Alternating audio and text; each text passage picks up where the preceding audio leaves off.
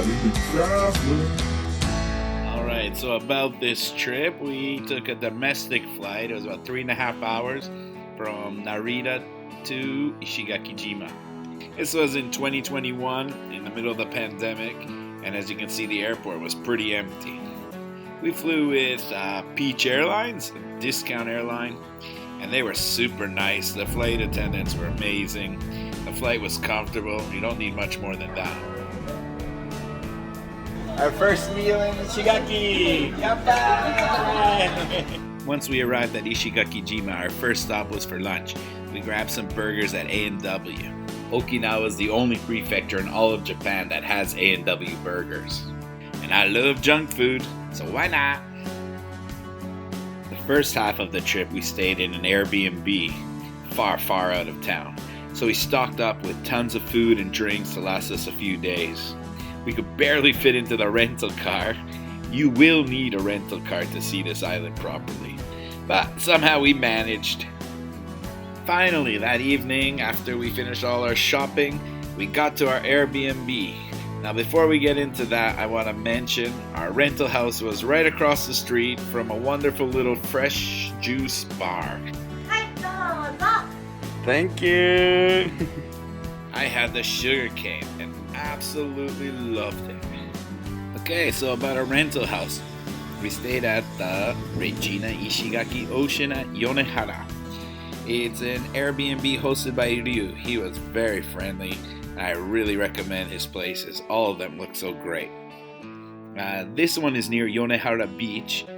I would say it's a 20-minute walk or like a 2-3 minute drive, and has some of the best snorkeling from shore on the island. We absolutely loved it.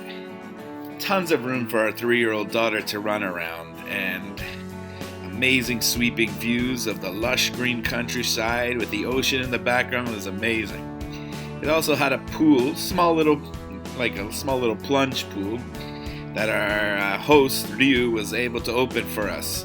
Even though the pool is closed from November to February, he opened it up especially for us. So we finally got settled in. Now we're ready for some beer barbecue and some great stargazing at night.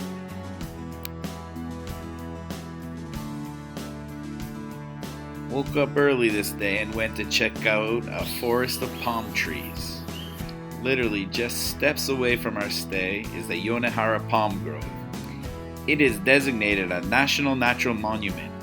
And it's a quick 5-minute walk along a nicely maintained boardwalk.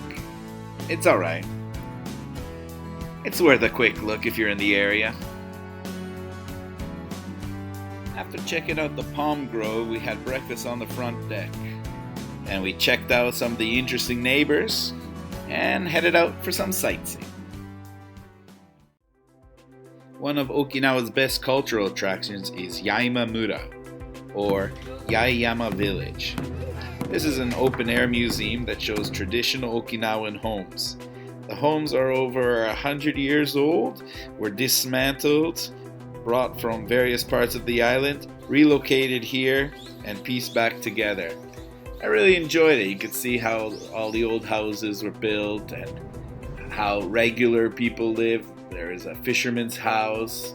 It was really nice, and it was a rainy day, so not really a good day to go to the beach. So I recommend if it's like a cloudy or rainy day. Oh yeah, and they have Squirrel Monkeys.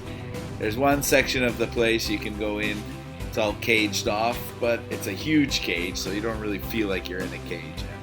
A bunch of squirrel monkeys jumping around, and you can see them getting fed. They jump on your shoulders if you're lucky. Pretty cool.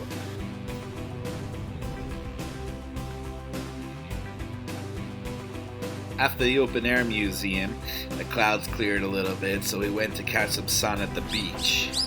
Yonehara is really close to our accommodation, so that was the obvious choice.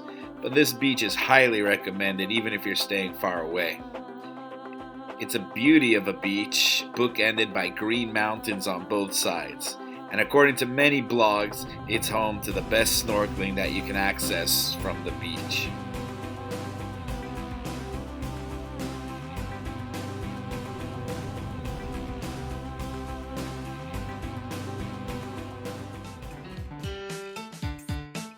The third day saw us check out of the Airbnb and head up to the northern part of the island. Our first stop was a hike up Mount Nosoko. It's a short 15-minute walk normally, but none of us had the proper shoes. In fact, we all had like beach sandals on, so the hike was tough. With some really steep rocky parts, and there were areas where there was a rope, you had to grab onto the rope and pull yourself up. That and carrying my 3-year-old daughter made it a really tough hike, but the views were amazing. After our mountain expedition, we did a little stop at Tamitorizaki observation point. This place is highly recommended. This is maybe my favorite view on the entire island. And it's a very quick stop. You just park in the parking lot, maybe a 2-minute walk up to this observation deck with amazing sweeping views of the northern peninsula.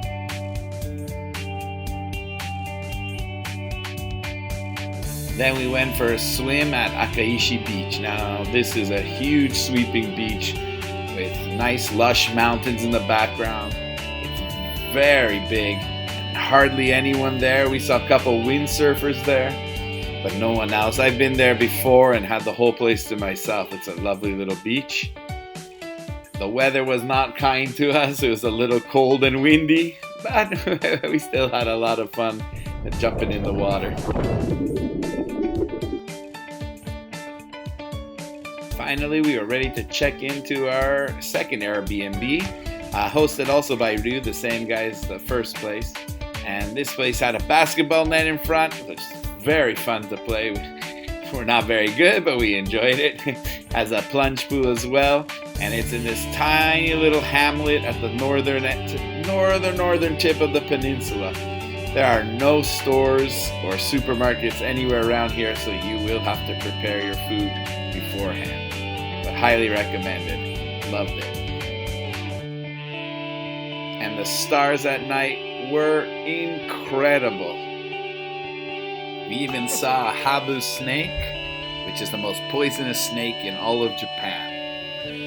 Day 4. We got up early, we had breakfast on the basketball court, checked out, and went to see the Hiro Kubazaki Lighthouse. It's a short 5-minute drive from our Airbnb, and when the weather is good, it is stunning. It's a great place. But the weather was gray and gloomy, so we left there rather quickly this time. We had no plans for the day, so we just drove back down south.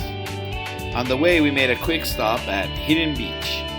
That is the unofficial name, but there is no parking area, and it seems like that is what all the bloggers are calling it, so I'll just go with Hidden Beach. It was a nice little stop.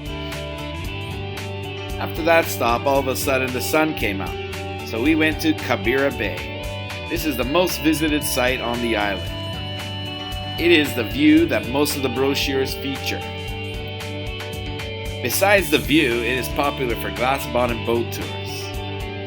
This exceeded my expectations. I wasn't expecting much from reading the reviews online. But we saw tons of fish, and we even saw 3 sea turtles. So it's very highly recommended.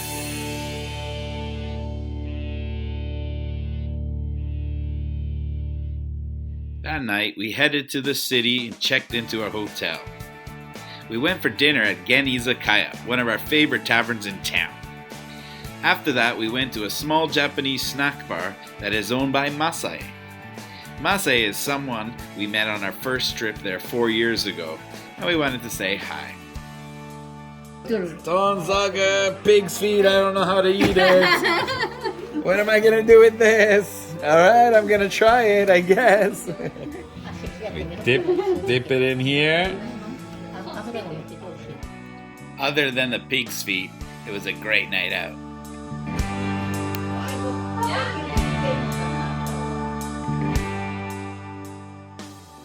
Day 5. We took the 10-minute ferry ride from the main terminal to the island of Taketomi. This short voyage is an easy day trip, but you will feel like you were transported back in time. Our first stop on Taketomi were the beaches. We went to Akaishi Beach, a decent beach that's famous for star-shaped sand. They were a little hard to find, but you can find them. Then we went to Kondoi Beach. This is a wonderful beach with a huge sandbar, but the weather was horrible. We got rained on and hid in a pavilion for about an hour. So we gave up on the beaches. Would love to go back on a nicer day. But we gave up this time and we went to Ryukyūmura. In the middle of Taketomi is the site of a beautifully preserved village. It consists of almost entirely one-storied houses, traditional Okinawan homes. The houses are surrounded by stone walls known as Ishigaki. That's where the main island gets its name from. The old houses are covered with red-tiled roofs and protected by lion-like shisa statues.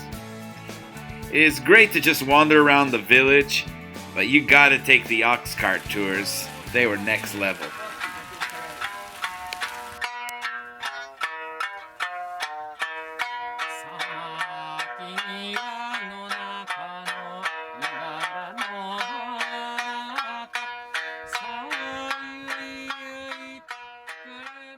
We returned to the main island just in time for dinner at Hitoshi Izakaya.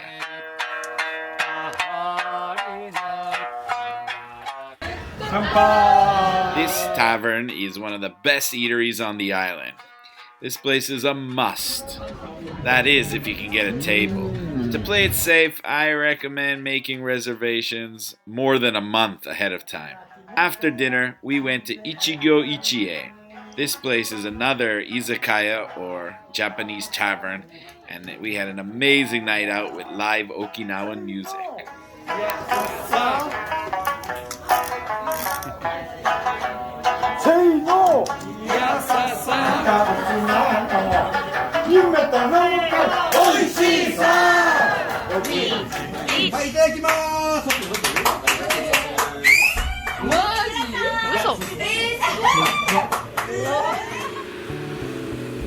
The sixth day. We slept in because we didn't have much planned for that day. Our first stop was at Cineshokai, a small variety store where you can pick up a snack or a bento lunch, take it to the beach or to the park. It is popular with both locals and tourists. Now it was time to hit the beach. With so many beaches to choose from, we decided on Tsukuji Beach. It's a decent beach and great for young kids. It doesn't get crowded, they have shower facilities, and the water is shallow as far as you can go. We were lucky enough to find a sea snake there. We weren't there late enough this time, but we have been there and were treated to an amazing sunset. That evening, back in the city, we did a little souvenir shopping. The best place to fill your gift-giving needs is the Yugurena Mall. There's a bunch of souvenir shops in this shopping arcade, and it's covered, so if it's raining, it won't affect you much. Seems like prices all over the island are quite consistent.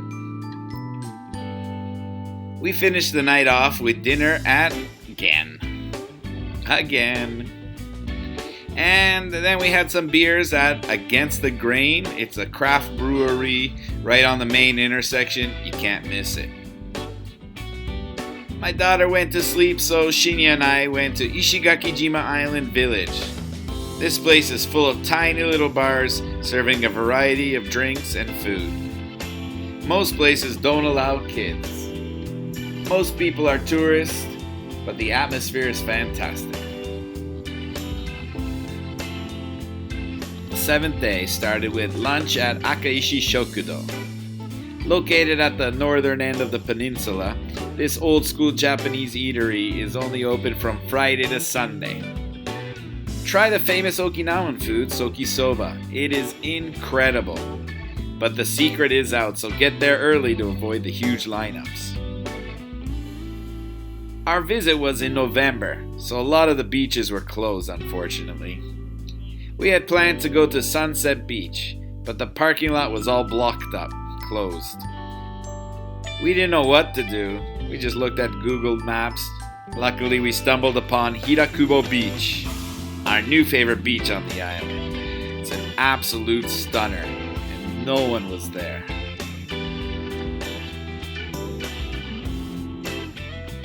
Our last night in the city, we found that Ishigaki Island Village has an izakaya that allows kids. It's on the second floor. It's a great place with mostly locals enjoying the evening. After dinner, we went to Sanshin Izakaya for some live Okinawan music. The staff were super friendly, and I'm a huge fan of Okinawan music. We ended the night with some fireworks in the city harbor. It was a short show, very, very short show. That was nice. Good way to end the day.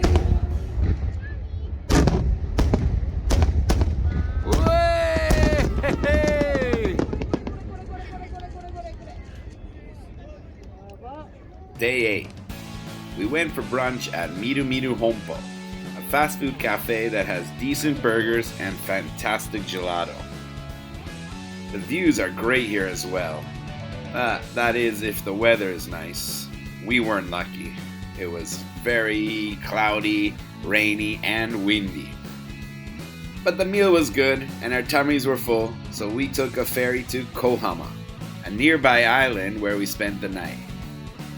We stayed at the Miyata Guest House, a cozy little place owned by a former Japanese pop star. The weather was bad, so we just decided to hang out at the guest house and drink all day. And at night, we got some dance pointers from the former Japanese pop star. Very fun night.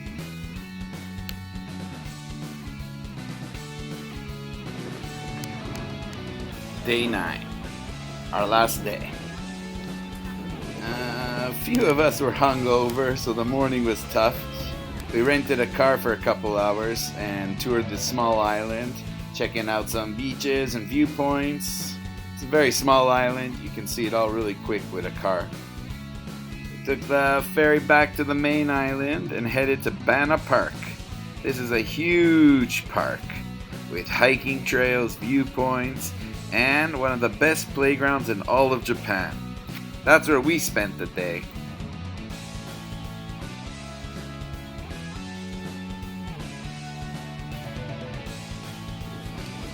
The playground here has tons of things for kids of almost all ages to enjoy.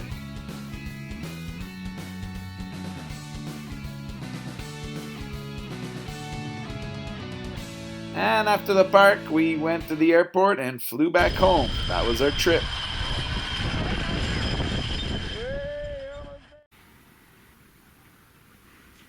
Well, you guys are still watching. Thanks a lot, man. I got more videos here. Or if you want, you can subscribe here.